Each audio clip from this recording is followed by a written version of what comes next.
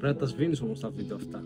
Κάνουμε bloopers. Τι μπορούμε να κάνουμε προληπτικά έτσι ώστε να μην χρειαστεί να εφαρμόσουμε κάποιο χημικό φάρμακο?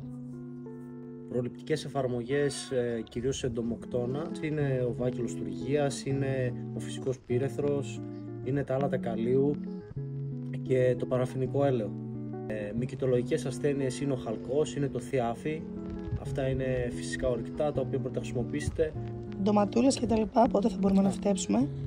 Τώρα είναι μια περίοδος που φυτεύουμε πράσινες σαλάτες, όπως είναι τα μαρούλια, λολορόσο, σγουρί σαλάτα, κρεμμυδάκια φρέσκα. Η εποχή για τα σκόρδα δυστυχώς έχει τελειώσει. Είναι τα φυτά της άνοιξης και του καλοκαιριού που είναι οι ντομάτες, οι περιές, τα αγκούρια, οι μελιτζάνες. Πρέπει να κάνουμε κάποια ιδιαίτερη προετοιμασία στον κήπο μας?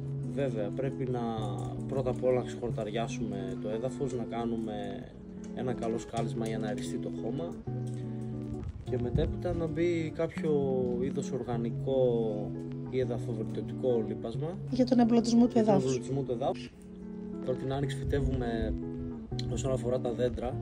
Ξεκινάει η φύτευση από τα ελαιόδεντρα και τα σπυριδοειδή. Επίσης ακόμα μπαίνουν και τα οποροφόρα δέντρα, δηλαδή τα φιλοβόλα, όσο ακόμα δεν έχουν ξυπνήσει, όπως επίσης και τα αμπέλια. Ξεκινάνε επίσης και τα αρωματικά φυτά μας.